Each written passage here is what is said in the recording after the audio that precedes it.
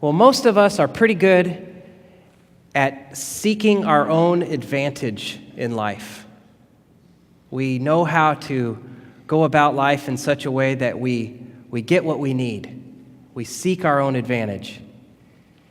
And I can tell a story that before our son Scott was born, we had to go to the doctor a bunch of times to make sure the pregnancy was going okay. And so we would drive from this part of town over to Texas Women's Hospital, which is just south of the medical center.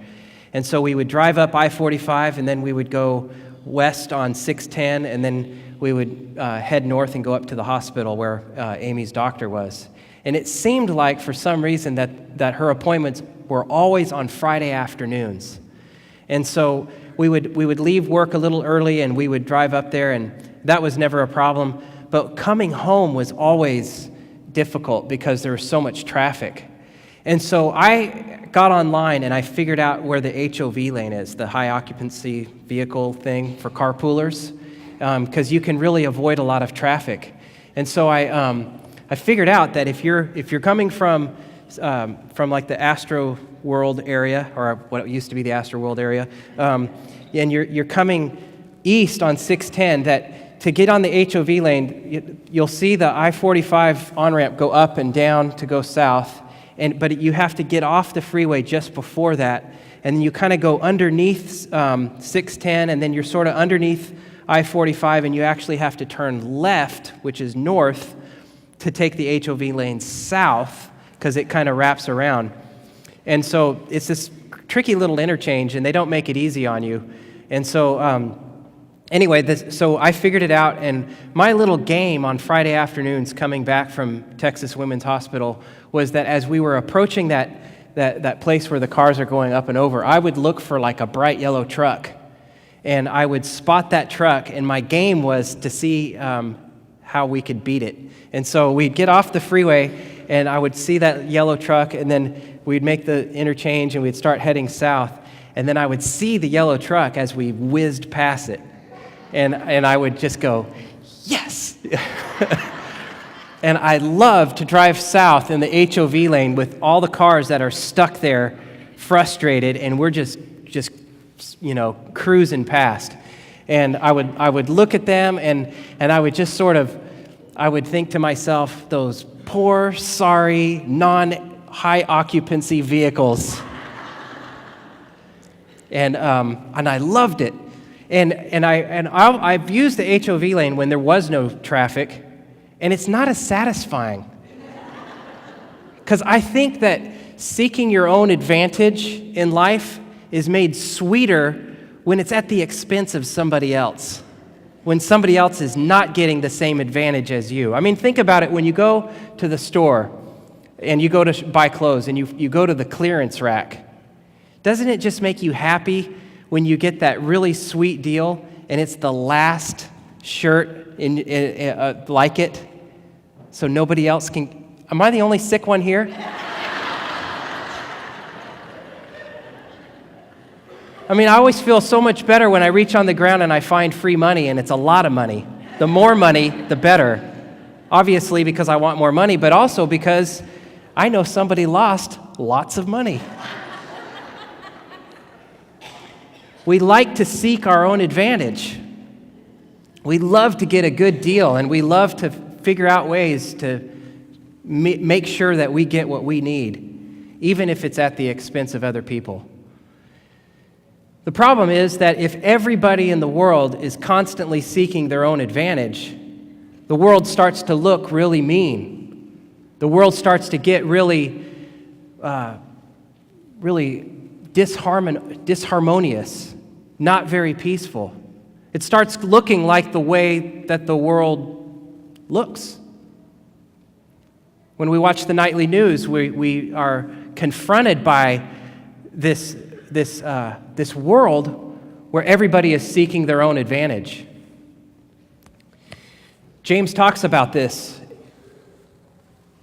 in these passages, this passage that we heard Curtis read from. He says in verse 16 of chapter 3, "For where there is envy and selfish ambition," and I would say where people are seeking their own advantage, where there is envy and selfish ambition, there will also be disorder and wickedness of every kind. When people are seeking their own advantage in life, there is envy, there is selfish ambition, there is disorder and wickedness of every kind. And he says that this is coming from a certain kind of wisdom, a certain kind of mindset. He calls this the wisdom that does not come from above. He says in verse 15, such wisdom does not come down from above, but is earthly, unspiritual, and devilish. And then he compares that kind of wisdom to another kind of wisdom, which is the wisdom that comes from above. From above. And he says in verse 17, the wisdom from above is first pure, then peaceable, gentle, willing to yield, full of mercy and good fruits, without a trace of partiality or hypocrisy. This wisdom from above has no false motives in it. It's pure. The wisdom from above causes people to do things not for selfish gain, but because it's best for everybody. It's pure. The wisdom from above leads people to do things which are peaceable.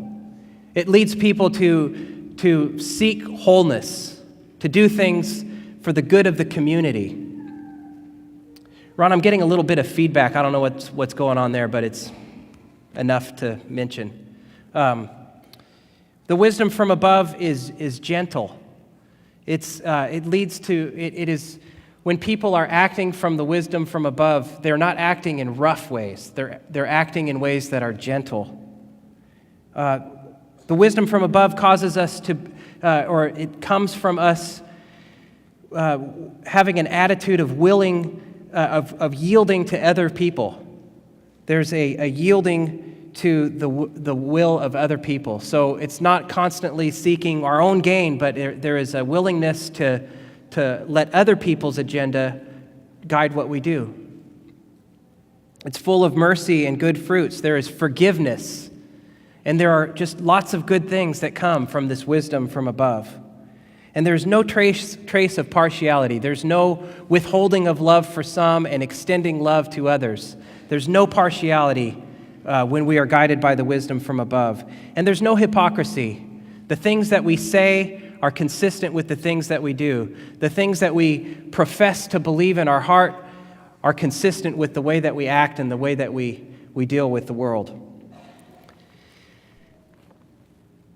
It's all good things that come from the wisdom from above.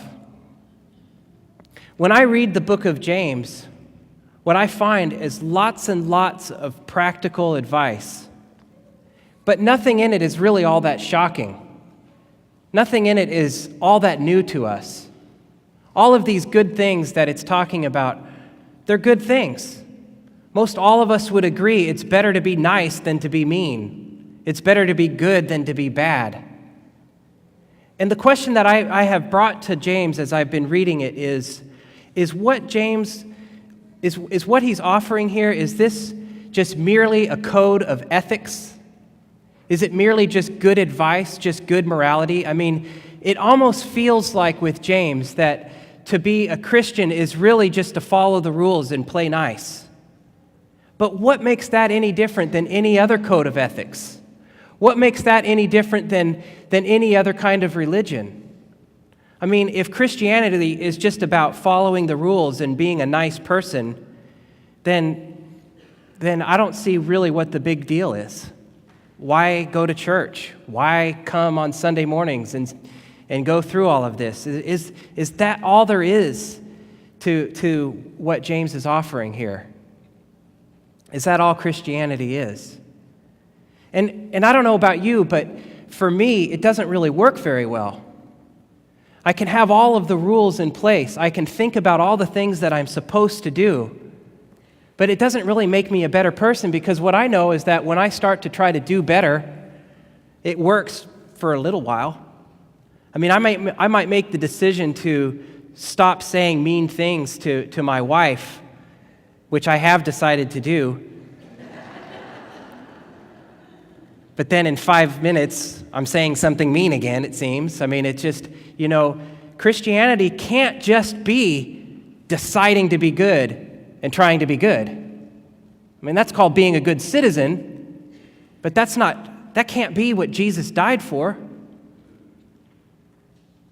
So we come to this verse in James, which I think is probably the most important verse, maybe the most important concept, because here is where we find what makes Christianity different.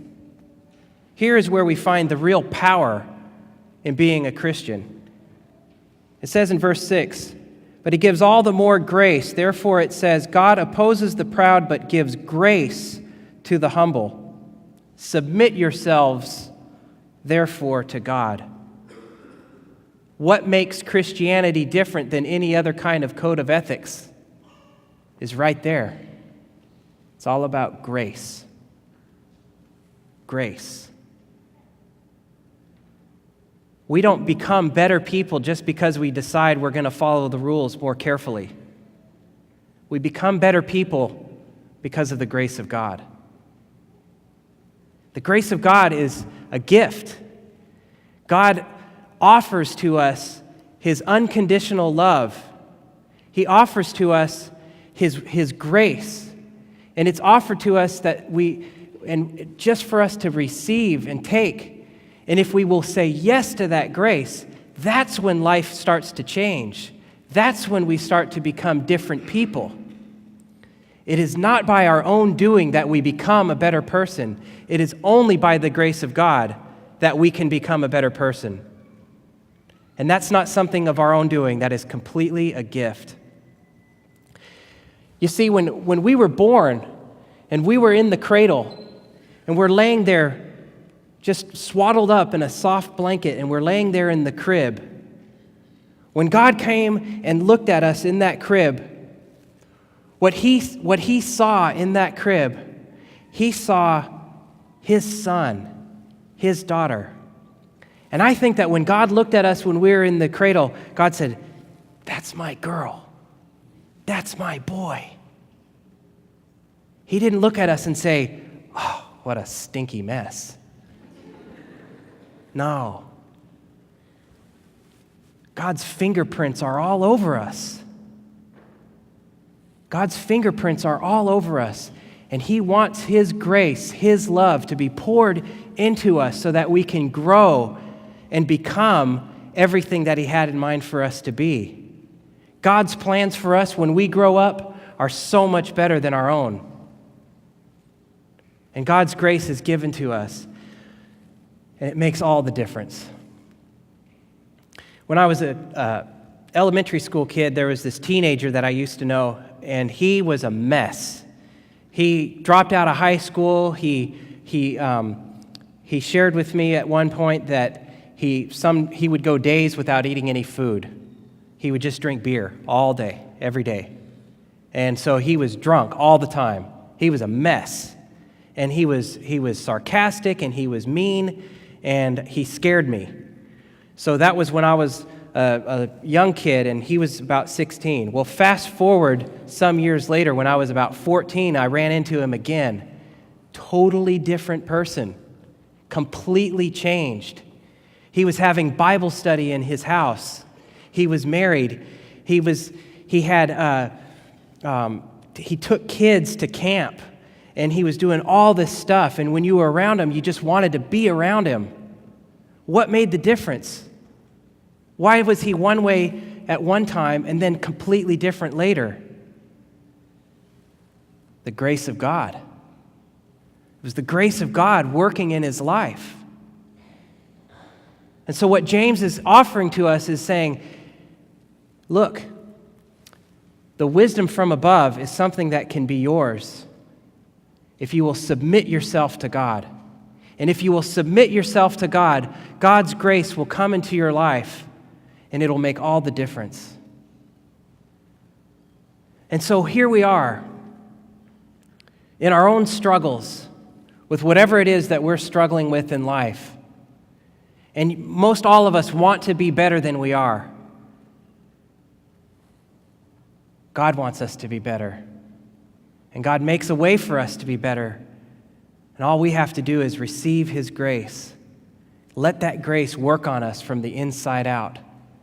And as God does that in our life, we will become the people that God had in mind for us to be. We will become the church that God had in mind for us to be. The world will be a better place because of the grace of God working within us. And as the church grows and as the people of God stop living according to the wisdom from below, but instead start living by the wisdom from above, then peace will reign. By the grace of God, we can be so much more. Receive His grace. Submit yourself and receive His grace. Amen.